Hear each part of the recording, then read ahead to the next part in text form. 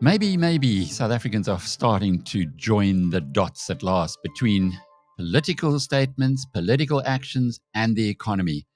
Today, we ask Dawie Roodt, who's the co-founder and the chief economist of the Efficient Group, to give us some insight into some pretty big stories that are doing the round at the moment and how they affect the economy and our future prospects as a nation.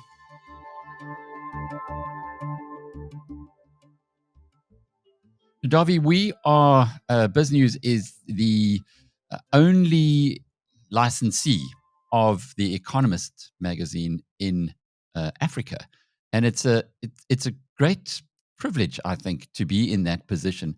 It's a publication that I've been reading for literally since I was a young journalist. And about 500,000 people around the world do read it. And not often do we see South Africa featuring there, but my goodness, South Africa has featured this week, and not in a good way, on Black economic empowerment, which The Economist is saying, you guys need to sort this out. This is nonsense. You, Mr. Ramaphosa, were made rich by something that actually is making your country poor. Maybe the message is finally getting through to the global community that we've been following a strange path which has taken us to the brink of penury. Yes, Alec, hi. About The Economist, I've been reading The Economist forever. I think I've been reading The Economist for the past 45 years. I can remember working at the South African Reserve Bank reading The Economist. I've got the world of respect for The Economist. I think The Economist taught me, I'll just speak English, by the way, it taught me to write. And I still read The Economist. It is a very influential magazine, or actually newspaper. They call themselves a newspaper. And of course, if you end up in The Economist in a negative way, or they write about you in a negative way, it's something that you need to be concerned about. About the BEE, or Black Economic Empowerment, or transformation, I know you're either in favor of Donald Trump or you're against Donald Trump, but I think sometimes Donald Trump do certain things that sort of set in action a series of events that hopefully will end up well. And I think certainly in the case of BE in South Africa, I hope this is one of those cases. Black economic empowerment. I've been thinking about this, and I've been thinking about this word transformation. And you know what, Alec, I'm very, very much in favor of, listen to the literal meaning of the words black economic empowerment. I'm very much in favor of transforming the South African economy and the South African society. But in my book, what it means to transform and what it means to empower is different from what we are doing in South Africa. I think when you talk about BEE or transformation in South Africa, it means that you take from one group of people and you give to another group of people. Now, let's be honest about this. The idea behind BEE, or at least the way it's implemented in South Africa, transformation, is to take from white people and give to black people. But you don't give to all black people, you give it to a select group of black people. So actually what we've got BBE, Black Billionaire Empowerment in South Africa, where the assets are transferred to a select group of individuals. Is that a real thing, Dawie? Sorry, Dawie, is that a real thing? Because we know Professor Gumede said that R1 trillion had been given to 100 beneficiaries. Is it real? Was he exaggerating? I haven't done the calculations myself. But if I look at our president, if I look to President Ramaphosa, apparently he's worth something like 8 billion rand or something. I'm not sure what the number is. That's a number that I've picked up somewhere. And then I asked myself, if I talk about a very wealthy business person, and if you can talk, there are many other wealthy business people in South Africa. If you talk about Herman Mashaba, for example, De Vries, for example, many other wealthy people, and you ask them how did they become wealthy, there will be a name of a business somewhere there. So I asked myself the question, what is the name of the business that was created by President Ramaphosa? And I can't know. I don't know what is the name of the business that he created. What I do know, he was a trade union leader. He was that. And what I do know, there were a number of so-called empowerment deals that made him a very, very wealthy man. So did he create real wealth?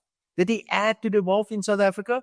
And I must be honest and say no. I don't think he added something. He maybe participated in the redistribution of wealth, and he benefited from a redistribution of wealth and many other. But I can't see the wealth that he's added. If you ask me about the trillion, 100 people and a trillion rands in South Africa, I think it could be quite close to the actual mark. But maybe I want to, expand a little bit on what I mean, what I understand in the word transformation and real empowerment. In my book, real empowerment is where you give people tools and you create an environment where they can better themselves financially and economically. Now, an obvious tool in the modern economy is to give people skills. Now, we call it education in South Africa. I prefer to call it skills development. If you look at the skills development in South Africa, it's not only bad, it's sometimes the worst in the world. And the majority of people that get so-called skills development in South Africa are black people. And and the education in South Africa is absolutely horrible, and the people that suffer because of that are black people. So I would like to see an improvement and a dramatic improvement in skills development and education in South Africa, because that's how you get out of poverty. That is how you empower yourself. And that's not all. If you really want to empower people, create an environment of empowerment. Give them a pavement. Give them electricity and water. Give them, and this is crucially important. See what happened to this bunch of DA guys in Philippi yesterday. Give them a safe environment.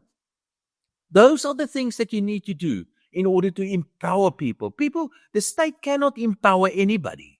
The best that the state can do is to create an environment so that people can empower themselves, and that includes giving them certain tools. So I'm afraid the meaning of black economic empowerment and what happens in South Africa, it's not black economic empowerment. I am very much in favor of black economic empowerment, but let's do it right and start with it really matters. What happens in South Africa, a select few, they keep on standing in front of the queue and they get wealthy, they get fabulously wealthy, and I can't think of the businesses that they've created. They don't add value to South Africa. It's so interesting, the point that you make there, Dawie, because it is the rich getting richer. And we see these ostentatious displays of wealth all over the place. But the point you made yesterday as well about those DA guys in Philippi, had it not been for their ability to defend themselves, Ian Cameron taking out his firearm and critically wounding one of the attackers,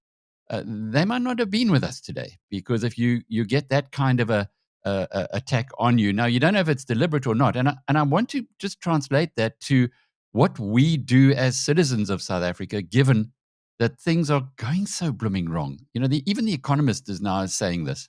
Yeah, Alec. There are different ways of looking at the role of the state. I'm a libertarian. I believe in a free market system and so on.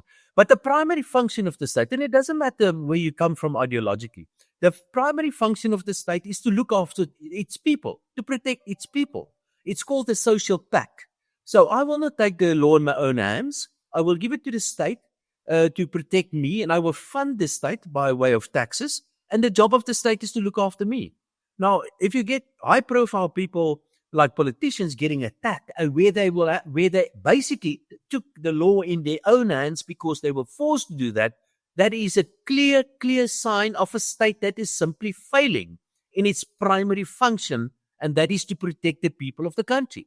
This is a dangerous place in which we are living in, and the reason why is because the state is not doing its job, its duty, and we can rightfully ask the question, do we have the responsibility still and the obligation to keep on funding the state? I wonder. These are some philosophical questions about whether the social pact still exists in South Africa, because I think the social pact has been damaged, and it has been damaged by the ANC primarily. And those who have benefited mostly from the BE policies. Just moving on to something else which does give me some hope. General Mkhwanazi earlier this week was invited by the Premier of KZN to address a gathering that he had, which included a lot of trade unions and other high-ups. Now, Mkhwanazi is a policeman, and he is well known in South Africa for calling out corruption amongst the high-ups. He did, however, use this opportunity to say that the real problem in South Africa is unions. And because the unions, and he put it beautifully, I thought, the unions are so successful in pushing up wages that every time wages increase, that means that people are going to employ less, and companies then cannot often continue. And he used the example of the Goodyear plant, that Goodyear tires, which has closed down after I don't know how many decades because it can't make any profits anymore. So that's the end of the road.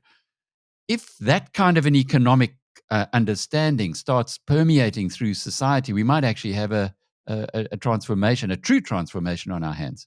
Just let me just sort of by just on a negative side of what you've said.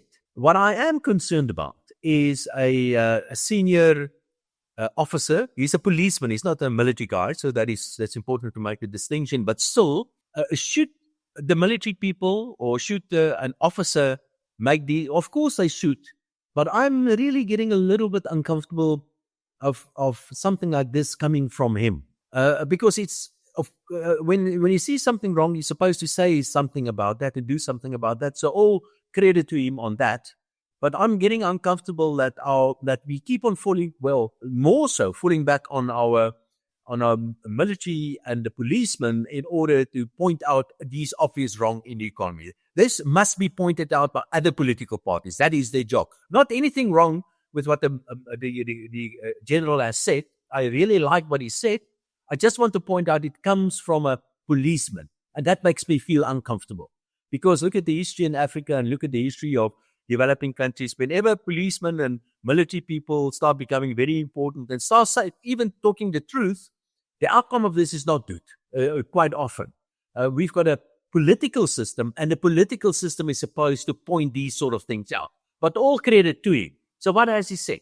He's very critical on the organized labor in South Africa. Tito Mboweni himself, that was the architect of South Africa's labor legislation in South Africa, even admitted that he made a mistake and he gave far too much power to organized labor in South Africa. And organized labor certainly has become the tail that wags the dog. And on top of all of that, we have the so-called Tripartite Alliance, the biggest trade union federation, CUSATU, as part of the Tripartite Alliance. And so we have organized labor in government with government governing organized labor. I mean, it's a very unhealthy relationship to have organized labor in government. If they want to get involved in politics, CUSATU must go it alone, create your own political party or call it a CUSATU party and stand for elections. It's wrong to have a political party so close with organized labor. In the meantime, what happens is that the majority of civil servants today, but other workers as well, they belong to these trade union federations. And the civil servants in South Africa, as a rule, not all of them, but as a rule, the civil servants in South Africa are hopelessly overpaid and hopelessly underworked. And I can give you all sort of numbers if you want to. I mean, education is one of those important things in the economy. Our teachers, relative to the outcome of the quality of education in South Africa, I mean, there's a massive waste of money to the taxpayer in South Africa. If you look at a similar kind of countries, if you look at countries like, for example, Mozambique, they pay a fraction for education of what we pay, but their literacy rate, their mathematics skills are significantly better than South Africa. There must be something wrong. It is not a lack of money. It must be something else. And part of the reason for that has to do simply, there's talk, most recently, I'm interrupting myself, most recently there's talk again about teacher positions that are being sold. My goodness gracious. These guys are supposed to be employed on merit. A teacher is the most important job in the economy. But the trade unions have become a power upon themselves, and they decide who's going to get jobs and who's not going to get jobs. Remember, a trade union or a labor organization like these, they do not represent the unemployed; they represent the employed. And of course, the employed would try to protect their jobs and try to get wage increases well above inflation, which they have been getting for a very, very long time. So yes, I absolutely agree with the general. We have to do something about labor legislation in South Africa, and this completely out of this power that the trade unions have, that is completely out of sync with the modern economy. And in any way, real economic activity doesn't happen in factories anymore. In fact, we have been deindustrializing in South Africa. Real economic activity happens in the service industry, what you do and Some other people will. So, and we're just not prepared for that. And the little jobs that we have remaining are being monopolized, in a sense, by the trade union organizations in South Africa, and they're part of the political elite as well. But staying with the security cluster, the visit to Iran by the head of the defense force, how did you interpret that relative to his view on politicians? And indeed, what you said a bit earlier about these things don't tend to end well in Africa. We've seen so many coups recently in Mali, for instance, where one of the richest gold mines in the world is now owned by the government, which was a military coup as a consequence of that. Exactly that. Another military guy making these statements, visiting international countries that are not aligned with the West, for example, or with America. Whether you like America or not, that's not the point. A military guy, the president should have fired him straight away. I mean, he can't make these sort of comments about South Africa's international political alignment. It's not his job. That's a job of the civilians. It's a job of government to do these sort of things. I disagree with our politicians aligning themselves with certain countries internationally, but that's their job, whether they agree with them or not. If you don't like it, vote them out. But it's not the job of a military person to do these kind of things. I think what it tells me is that the president and the government is very weak, Alec. And I will not be surprised if we see some dramatic changes in the ANC. And I do not want to use this word, but I'm very concerned about the political stability in South Africa, obviously referring to the military and the police and so on, the things what we just discussed. But clearly, what we're seeing is that basic implosion amongst the top leadership in the ANC. They clearly lost power and control over those institutions over which they're supposed to have power and control. And that is the police in the military as well. It's quite scary, the scenario which seems to be bubbling under the surface. William Sanderson Meyer, when I spoke with him yesterday, said that he feels we're in a very dangerous situation, probably the most dangerous situation since 1994. You don't even want to go there because the consequences are kind of too ghastly to contemplate, a military coup in South Africa, but the risk of it must have grown. Yeah, well, there are a couple of other moving parts I think that's important as well. And the military in South Africa they are so useless. We don't have an army, basically. But still, they still have some big guns. They can still do a lot of damage. The same goes for the police. The police is not well organized. They're undertrained. It's not so I don't think the threat of a possible... I don't think there's a real threat of a coup. Some kind of political collapse certainly is a possibility, but I don't think a coup. They're just too unorganized. But there's another moving part that I just want to point out as well. And I look at the financial markets, the capital market in South Africa, the yields on the 10-year bonds, for example, is just below 10%. And that is very high. In real terms, that is the highest in the world. So that's good and it's bad. It's bad in the sense that we're paying a very high risk premium if you want to borrow money in South Africa. But what has happened recently is that foreigners are buying our bonds. And there's a lot of money flowing into South Africa via the bond market. Obviously, that's very clear why, because of the very, very high yields, but some other reasons as well, like, for example, undervalued currency and a very liquid market and so on. So we see this inflow of money into the bond market, but that can very, very quickly reverse as well. And if that suddenly reverses, then that can lead to all sort of serious pain, financial pain, and eventually real economic pain in South Africa as well. So if there's something I really keep an eye on whether the financial markets are concerned about political developments in South Africa, it certainly is the exchange rate of the rand, but watch that bond market. At the moment, the bond market seems to be quite happy. Well, at least the bond market is actually appreciating. Bond yields are coming down. But there are other moving parts as well, like the Reserve Bank and interest rates and stuff like that. But the bond market certainly at the moment is quite attractive, and we see foreigners buying into the bond market. So I think the foreigners at least is not too concerned of what's happening in South Africa politically at the moment. Is this maybe a case of hulle weet iets wat ons nie weet nie? You know, that turning our slogan onto its head. Well, the South African financial markets are very well regulated. very, very liquid, and very, very attractively priced. So I'm putting myself in the shoes of a young asset manager in New York, for example, and I can tell him, I will certainly try to take a bite out of the South African bond market apple. You buy into an undervalued currency, you buy into a very liquid, well-regulated financial market, and you buy into this extremely juicy yields.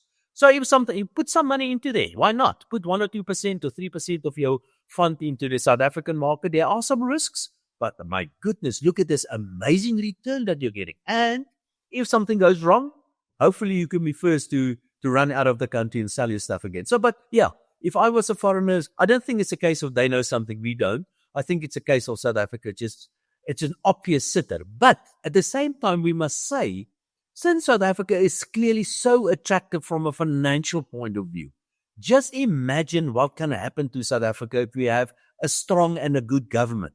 The bond yields, if we get a government that say the right things, the bond yield's going to run by 200 basis points. The JSE is going to go up by 20% or even more. Just imagine the wealth effect that can be unleashed by just saying the right kind of things by a proper and a good and a competent government, certainly what we don't have at the moment. So it's there. There are so many, I hate this term, low-hanging fruits, but it certainly is there. All we need is just a good government. We don't have that. But I guess to unlock that opportunity, you also need the public to understand it. And as much as I agree with you on General Mkhwanazi, it does appear that people are now kind of getting it. When you listen to that talk that he made in KZN, those in the audience, and it was a political grouping he was talking to, were saying, yes, going along with him and understand and agreeing with him, which is not something that one sees often in South Africa. Indeed, the politicians like to view the world as they want it to be, not as it actually is. And maybe at last they're sobering up and they're starting to see things as it actually is. Yeah. Well, it's not happening there. It's happening at other levels as well. For example, I have just been invited by, let's call it a very much left-leaning group, to come and give them an economic talk, which is a good thing. So it's not only happening with generals saying things to politicians and to the right people. It's happening more broadly. I think the public in South Africa is getting closer together and talking about the real future. We don't need this talk shop of the president. We are talking more and more to one another, and that's a good thing. Dawie Roodt, I guess the big message there is fussbait. We could have better times coming. Dawie Roodt is the co-founder and chief economist of the Efficient Group. I'm Alec Hogg from biznews.com.